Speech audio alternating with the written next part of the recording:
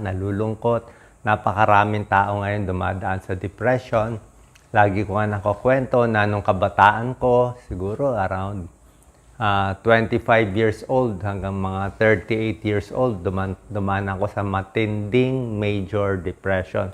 Actually, kahit mga teenager ako nun, medyo may depression na ako eh. Pero bukod sa medical na mga tips na tinuturo ko, meron ngayong bago at magandang new age tips tungkol sa depression. Sabi ko nga mas maganda kung nalaman ko noon kasi bago pa lang itong pananaw sa depression, baka makatulong sa kabataan para sa inyong lahat. Tingnan natin 7 points. It will change the way you look at depression. Number 1, ang sabi ngayon ng bagong pananaw, hindi naman talaga daw pala depression yung nararamdaman ng tao. Ibig sabihin, natural mechanism yan ng katawan. Anong ibig sabihin natural mechanism? Usually, naghahanap tayo ng sagot.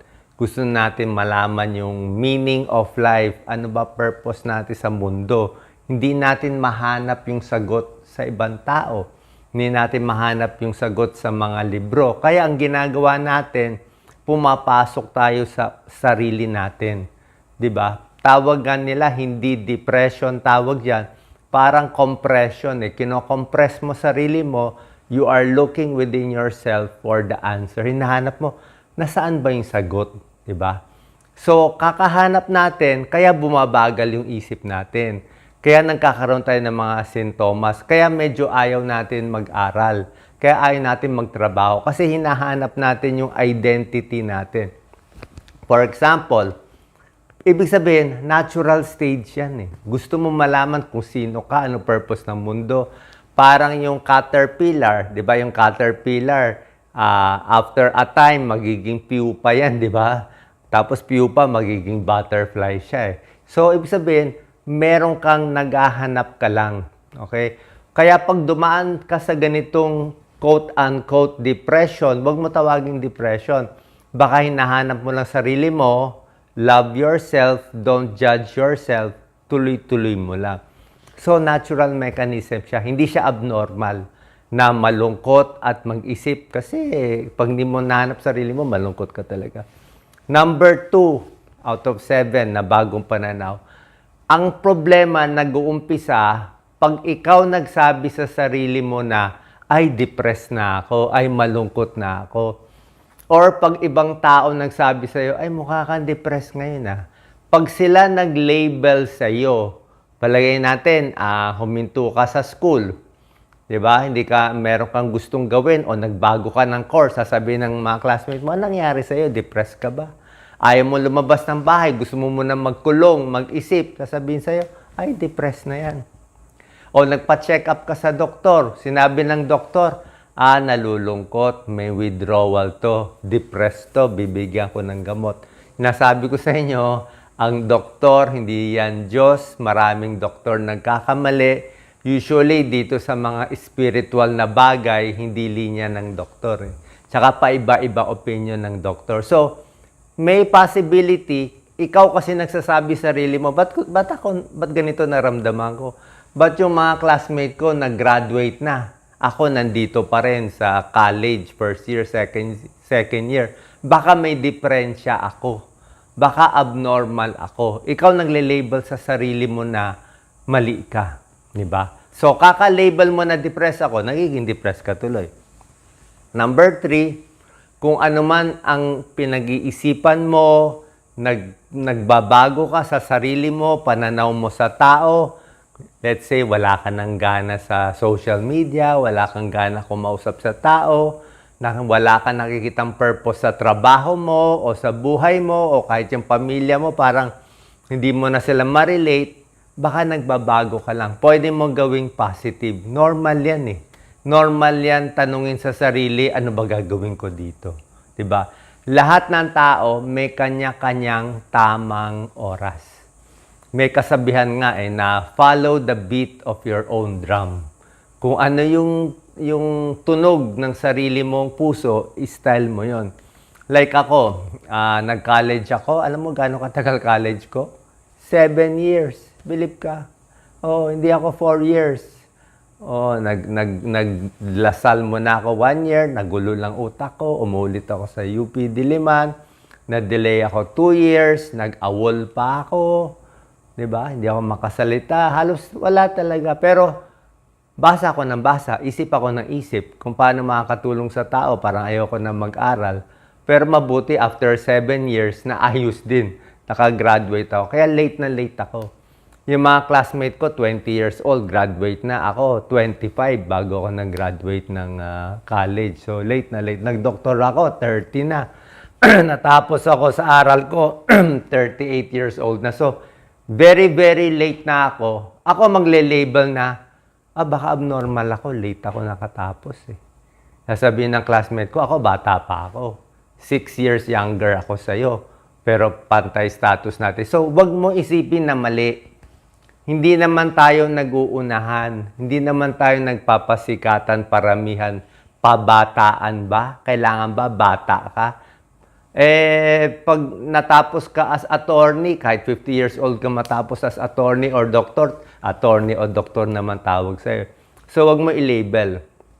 Hindi tayo naghahabulan ng sino mas sikat, sino mas maraming pera, sino mas maraming likes.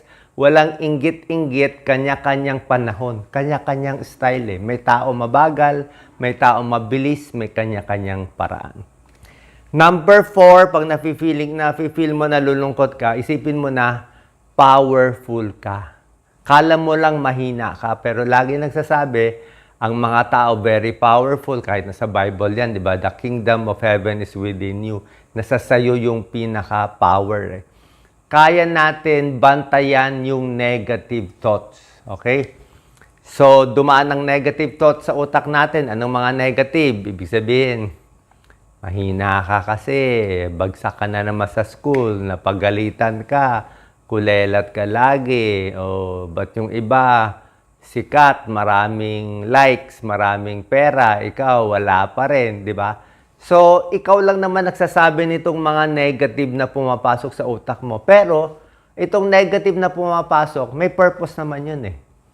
May purpose yung negative na dumarating para siguro mag-isip ka, para mag-isip ng mas malalim kung anong gagawin mo dito, magkaroon ng tigas, magkaroon ng tibay ng loob. Baka yun ang purpose. Pero, pag dumaan na yung negative, pwede mo kausapin yung negative thoughts. Sabihin mo na, thank you, negative thoughts. Nagising mo na ako. Ngayon, pwede na kayo mamahinga, mag-resign na kayo. Gusto ko naman positive thoughts. Okay? Puro positive naman papasok. Paano nagamit mo na yung negative eh? Huwag ka na mag-dwell doon. Number 5, ibig sabihin nito, huwag mo tawagin depression ka. Pag tinawag mo depression, bad word yun eh. Sabihin mo na lang, nagko-compress lang ako. Inaaral ko sarili ko. Actually, dumadaan dito sa mga parang stage na to, usually matatalino. Usually, mga special na tao. Tsaka, para sa akin may benefit sa akin yung pagkaroon ko ng depression for 13 years. Sa akin, malaki benefit eh. Oo. Pero nung time na yon, hindi mo maiisip benefit. Parang galit na galit ka, wala. Ano benefit?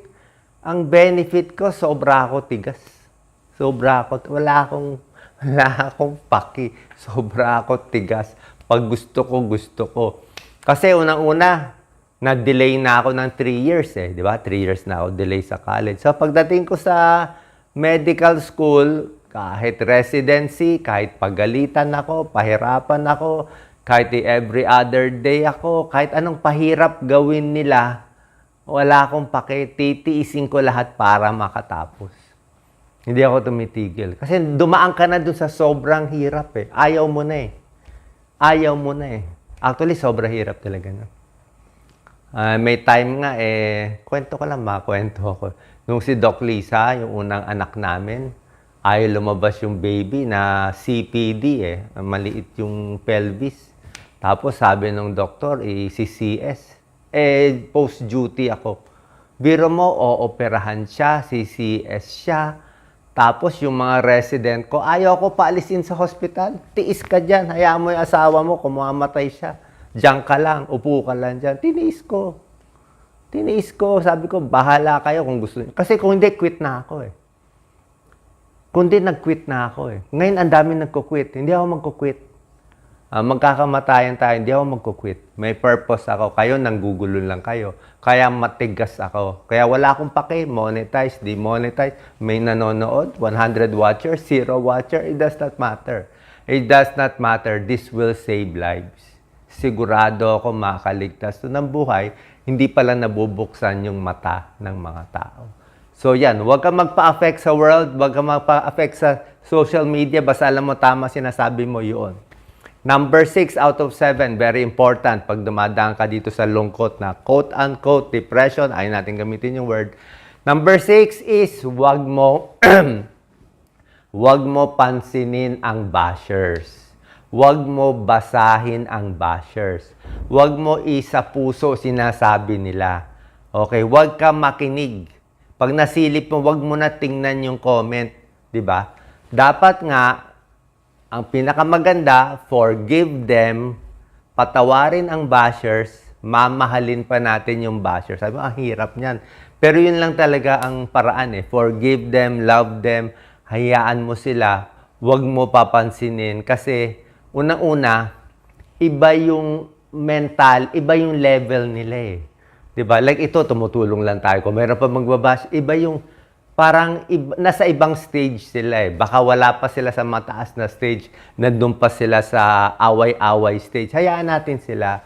O kung nasa grade 1 pa lang sila, pagbigyan natin grade 1 pa lang yung utak nila eh. Diba? Hindi pa nila kaya maging mapagbigay, maging matulungin. Gusto pa nila manggulo-gulo. Okay din yan. May purpose yun mga bashers. Pampatigas yan. Ganito ang mensahe natin sa mga kaaway at sa mga bashers. Pakinggan nyo, itong mga new age thinking eh. Merong sentence na ginagamit eh. Englishin ko muna. English kasi ito eh.